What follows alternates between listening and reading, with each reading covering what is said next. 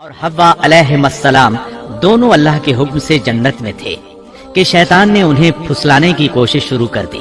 اللہ تعالیٰ فرماتے ہیں، اور ہم نے کہہ دیا اے آدم تم اور تمہاری بیوی جنت میں رہو اور جہاں سے چاہو با فراغت کھاؤ۔ جنت بھی کیسی؟ اللہ فرماتے ہیں، وہ جنت کہ جس کی چوڑائی ہی آسمانوں اور زمین کے برابر ہے۔ سو اس جنت میں سے جو چاہو سو کھاؤ، کچھ بھی منع نہیں سوائے ایک درخت کے، چنانچہ ارشاد ہوا، اور ہم نے کہا اے آدم تم اور تمہاری بیوی جنت میں رہو، پھر جس جگہ سے چاہو با فراغت کھاؤ، اور اس درخت کے پاس مت جاؤ ورنہ ظالموں میں سے ہو جاؤ گے۔ ایک اور جگہ فرمایا، اور جب ہم نے فرشتوں سے کہا کہ آدم کو سجدہ کرو تو ابلیس کے سوا سب نے سجدہ کیا، ابلیس نے انکار کیا، تو ہم نے کہا اے آدم یہ تیرا اور تیری بیوی کا دشمن ہے، خیال رکھنا ایسا نہ ہو کہ وہ تم دونوں کو جنت سے نکلوا دے اور تو مصیبت میں پڑ جائے۔ یہاں تو تجھے آرام ہے، نہ تو بھوکا ہے اور نہ ننگا، اور نہ تو یہاں پیاسا ہوتا ہے، نہ دھوپ سے تکلیف اٹھاتا ہے۔ اللہ نے آدم علیہ السلام کو کامل نعمتوں سے نوازا، بھوک نہ پیاس، یہاں تک کہ پیاس کے اسباب سے بھی محفوظ، نہ گرمی اور نہ دھوپ، پھر بے انتہا حسن و جمال، مشقت نہ تکلیف، بدبختی نہ بدقسمتی۔ آدم اور حوا علیہ السلام کے دلوں میں وسوسہ ڈالنے کے بارے میں بھی قرآن نے روشنی ڈالی ہے۔ پھر شیطان نے ان دونوں کے دلوں میں وسوسہ ڈالا۔ یہ وسوسہ اس نے ان دونوں کو طمع دلانے کی صورت میں پورا کیا، اور یہ طمع دلائی کہ اس درخت کو کھانے سے ہمیشگی اور بقا ملتی ہے اور کبھی نہ ختم ہونے والی بادشاہت حاصل ہوتی ہے، اور اس وسوسے کا مقصد یہ تھا تاکہ ان کا پردہ بدن جو ایک دوسرے سے پوشیدہ تھا دونوں کے روبرو بے پردہ کر دے۔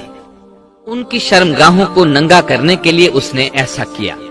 وہ دونوں کپڑے میں ملبوس تھے، ستر ڈھانپ رکھا تھا۔ جب انہوں نے اس درخت سے کھایا تو لباس نیچے گر گیا، دونوں برہنہ ہو گئے۔ یہی شیطان چاہتا تھا کہ انہیں برہنہ کر دے، اللہ کی نافرمانی پر اکسائے۔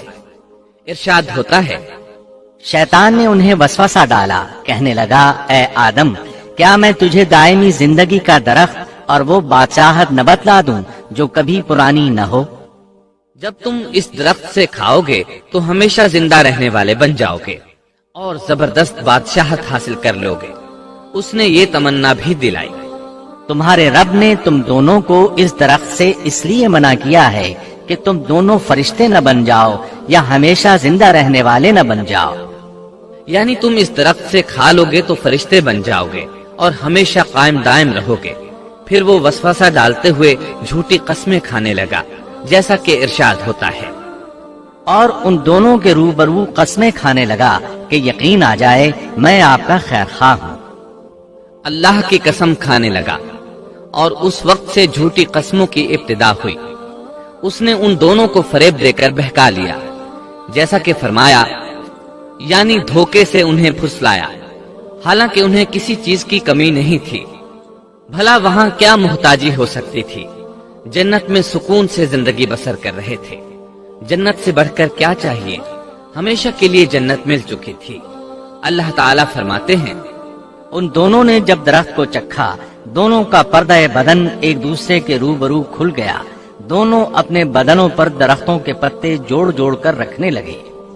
کپڑے اترنے پر دونوں کو حیا آئی، اس لیے کہ انسان کی فطرت میں برہنہ ہونے کی ناپسندیدگی شامل ہے۔